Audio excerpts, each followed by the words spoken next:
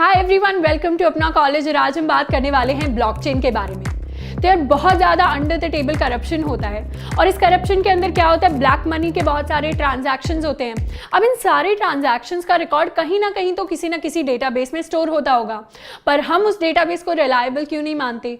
पहला रीज़न क्योंकि हमारे पास उस डेटाबेस की एक्सेस नहीं होती, एंड दूसरा रीज़न उस डेटाबेस का एडमिन कभी भी जाकर डेटा को चेंज कर सकता है, तो वो रिलायबल नहीं है।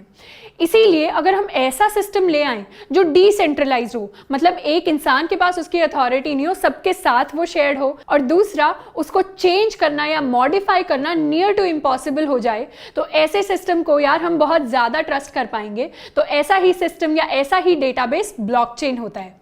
ब्लॉकचेन या 1990s में आया था जब इसकी रिसर्च शुरू हुई थी, बट एक्चुअली इंप्लीमेंट हुआ था 2009 में। 2009 में यार सतोशी नाकामोटो नाम के एक एनोनिमस डेवलपर ने बनाया था बिटकॉइन को ब्लॉकचेन की हेल्प से। तो तभी से जो क्रिप्टो करेंसी का बूम है वो वर्ल्ड में आया था। अब ब्लॉकचेन को आसान भाषा में समझे तो जैसे एक दुकान पर बहुत सारे रिकॉर्ड होते हैं कि कौन सा सामान आया, कौन सा सामान गया, किसके पास से आया, कहाँ गया। तो इस रिकॉर्ड्स की सारी किताब को हम लेजर या बही खाता कहते हैं। तो ब्लॉकचेन वही बही खाता है और उसका हर एक सिंगल रिकॉर्ड एक सिंगल ब्लॉक है। अब ब्लॉकचेन है ब्लॉक्स का चेन, मतलब इन रिकॉर्ड्स का चेन। अब एक सिंगल ब्लॉक की बात करें तो इस ब्लॉक के अंदर कुछ कुछ इंफॉर्मेशन या डेटा स्टोर्ड होता है। पहली चीज जो स्टोर होती है ब्लॉक के अंदर वो होती है रेलेवेंट इन्फॉर्मेशन। जैसे बिटकॉइन के लिए स्टोर होगी ट्रांजैक्शन की इन्फॉर्मेशन कि बिटकॉइन किसके पास से आया और किसके पास जा रहा है। तो ऐसे ही अलग अलग यूज केसेस के हिसाब से अलग अलग डेटा स्टोर होता है। दूसरी चीज जो स्टोर होती है ब्लॉक के अंदर वो होता है हैश। अब हैश को हम एक यूनिक फिंगरप्रिंट की तरह समझ सकते हैं। तो जैसे हम आधार कार्ड के लिए अपने बायोमेट्रिक्स देते हैं एंड उसके बाद हमें एक आधार नंबर मिलता है, वैसे ही ब्लॉकचेन के अंदर जो भी डेटा ब्लॉक के अंदर स्टोर करा रहे हैं उसके हिसाब से एक यूनिक कोड यानी हैश जनरेट होता है। अब तीसरी इंफॉर्मेशन जो ब्लॉक में स्टोर होती है वो होता है प्रीवियस ब्लॉक का हैश। मतलब पुराने वाले जो ब्लॉक का हैश था वो अब अगले वाले ब्लॉक में भी सेव हो गया है, अब अगले वाले का उससे अगले वाले में भी सेव हो जाएगा। तो इस तरीके से ब्लॉक्स की एक चेन बन रही होती है और इस चेन के अंदर सबसे पहला ब्लॉक जो भी किसी भी प्रीवियस ब्लॉक का हैश स्टोर नहीं कर रहा उसे हम कहते हैं जेनेसिस ब्लॉक, जो सबसे पहले बनता है। तो हम एक तरह से ब्लॉक्स की हिस्ट्री ट्रैक कर पाते हैं। इसीलिए इंफॉर्मेशन को ट्रैक करना आसान हो रहा है, सारी इंफॉर्मेशन को यूनिक रखना आसान हो रहा है, उसके साथ छेड़खानी करना मुश्किल हो रहा है। इसीलिए ब्लॉकचेन इतना सिक्योर है। अब सिक्योरिटी की बहुत सारी लेयर्स इंप्लीमेंट की जाती हैं ब्लॉकचेन में। तो यार अगर ब्लॉकचेन के अंदर हम निकले किसी भी ब्लॉक का डेटा चेंज करने के लिए तो क्या होगा? पहली बात तो जैसे ही हम उसका डेटा चेंज करेंगे वैसे ही उसका हैश चेंज हो जाएगा। हैश चेंज होने का मतलब है कि उसके अगले वाले ब्लॉक में भी इररेलेवेंट इनवैलिड इंफॉर्मेशन आ गई, मतलब गलत हैश आ गया, और उससे अगले वाले में भी गलत हैश आ गया। तो इस तरीके से जहां पर भी चेन के अंदर चेंज होगा उसके आगे वाला सारा डेटा इनवैलिड हो जाएगा, गलत हो जाएगा। अब इस पर हम कह सकते हैं कि हम तो जाके जी सबका हैश चेंज कर देंगे। तो अगर आप सबका हैश चेंज करने निकलोगे तो उसके अंदर टाइम इतना ज़्यादा लग रहा होगा कि हम सोच नहीं सकते। बिटकॉइन में एक ब्लॉक का हैश चेंज करने में 10 मिनट लग जाते हैं। तो अगर 1 करोड़ ब्लॉक्स हैं तो 200 साल लग रहे होंगे हमें सारे ब्लॉक्स का हैश चेंज करने में। तो यार ये टाइम वाली चीज इंप्लीमेंट होती है प्रूफ ऑफ वर्क नाम के एक कॉन्सेप्ट से। अब प्रूफ ऑफ वर्क का मतलब है कि आपको प्रूव करना पड़ेगा कि आपने कम से कम इतना यानी 10 मिनट का टाइम लगाया है उस ब्लॉकचेन में वो चेंज लाने में। और तीसरी एक एडेड लेयर ऑफ सिक्योरिटी जो इसके अंदर आ रही होती है वो ये होती है कि नेटवर्क के अंदर जितने भी लोग हैं उन सब के पास पूरे के पूरे ब्लॉकचेन की कॉपी है। मतलब अगर आप एक कॉपी के अंदर चेंज करना चाहें तो आप नहीं कर सकते। आपको क्या करना पड़ेगा, अपना ब्लॉक जो है जिसे आप चेंज करना चाहते हैं वो सबके पास शेयर करना पड़ेगा।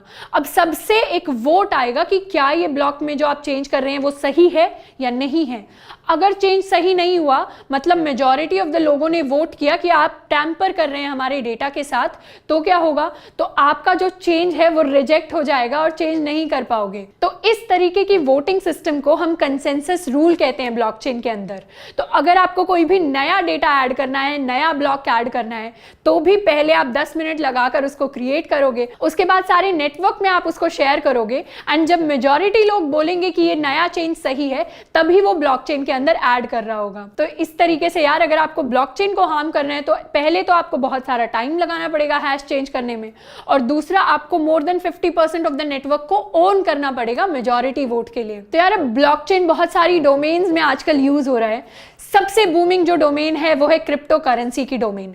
क्रिप्टो करेंसी में अगर बिटकॉइन का एग्जांपल ले तो बिटकॉइन की वैल्यू आजकल इतनी बढ़ गई है। अब बिटकॉइन ने क्या किया है, बीच के जो बैंक्स, जो मिडिलमैन होते थे, उनको एलिमिनेट कर दिया है। पहले अगर इंडिया से यूएसए मुझे पैसा भेजना होता था तो हम यहाँ से रुपये भेजते थे, बैंक के पास वो जाता था, बैंक उसको डॉलर में कन्वर्ट करके यूएस भेज देता था और अपनी कुछ बीच में फी चार्ज कर लेता था।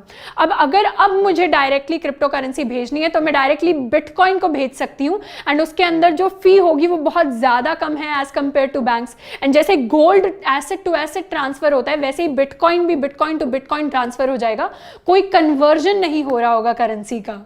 उसके अलावा जो यूज केसेस आते हैं यार, वो होते हैं रियल एस्टेट की डोमेन में, जहां पर नोटरी का काम आजकल ब्लॉकचेन की हेल्प से हो रहा है। तो जो भी रियल एस्टेट के बाइंग सेलिंग के रिकॉर्ड्स हैं वो सारे ब्लॉकचेन में स्टोर हो जाते हैं और इससे हम हिस्ट्री भी ट्रैक कर सकते हैं उस पर्टिकुलर रियल एस्टेट प्रॉपर्टी की। तीसरा जो यूज केस है यार, वो हॉस्पिटल मैनेजमेंट सिस्टम्स में है, जहां पेशेंट के रिकॉर्ड जो है वो स्टोर होते हैं ब्लॉकचेन के अंदर। तो डॉक्टर्स जो है रेलेवेंट इन्फॉर्मेशन को एक्सेस कर पाते हैं एंड पेशेंट्स का डेटा भी सिक्योर रहता है। तो यार हम ब्लॉकचेन्स का यूज कर सकते हैं प्रोजेक्ट्स के लिए, स्टार्टअप्स के लिए, बिजनेसेस के लिए। तो या तो हम शुरुआत से स्क्रैच से अपने लिए ब्लॉकचेन इंप्लीमेंट कर सकते हैं किसी लैंग्वेज को यूज करके, या फिर ऐसी ब्लॉकचेन्स एग्जिस्ट करती हैं जिनका हम यूज कर सकते हैं कोड की हेल्प से। तो इन ब्लॉकचेन्स के अंदर स्मार्ट कॉन्ट्रैक्ट नाम की चीज होती है। स्मार्ट कॉन्ट्रैक्ट्स को हम रियल कॉन्ट्रैक्ट्स की तरह समझ सकते हैं, बस वो पूरा का पूरा कन्वर्ट होकर डिजिटल फॉर्म में आ गया है। आसान भाषा में बोले तो ये कोड की तरह है जो डिफाइन करेगा कि लेन देन जो होना है डेटा का वो किस तरीके से होना है। तो ब्लॉकचेन के अंदर आप ये कोड डाल देंगे एंड उसके बाद जितना भी आपका डेटा ट्रांसफर होगा वो उस कोड के थ्रू, उस एल्गोरिथम के थ्रू होता रहेगा। तो इथेरियम नाम का एक ब्लॉकचेन है यार जो बहुत ज्यादा पॉपुलर है, जिसका हम यूज कर सकते हैं सोशल कॉन्ट्रैक्ट की हेल्प से। और इसके लिए सॉलिडिटी नाम की एक लैंग्वेज होती है जिसे हमें सीखना होता है। अब सॉलिडिटी बहुत आसान लैंग्वेज है, अगर आपने बेसिक प्रोग्रामिंग सीखी हुई है तो आपके लिए बहुत आसान है इसको सीखना। इसको सीखने के बाद आप इंप्लीमेंट कर सकते हो इथेरियम पे एंड आप अपनी खुद की एप्लीकेशंस के लिए ब्लॉकचेन का इस्तेमाल कर सकते हैं। तो ये हमने सारी इंफॉर्मेशन डिस्कस कर ली है ब्लॉकचेन के बारे में। इसके बाद अगर आपको एक छोटा सा ट्यूटोरियल चाहिए कि कैसे स्क्रैच से एक ब्लॉकचेन को इंप्लीमेंट करना है तो वो आप कमेंट कर सकते हैं नीचे। आज के लिए इतना ही है ना। आई होप कि ये वीडियो आपके लिए हेल्पफुल रहा होगा। मिलते हैं नेक्स्ट वीडियो में। Till then keep learning and keep exploring.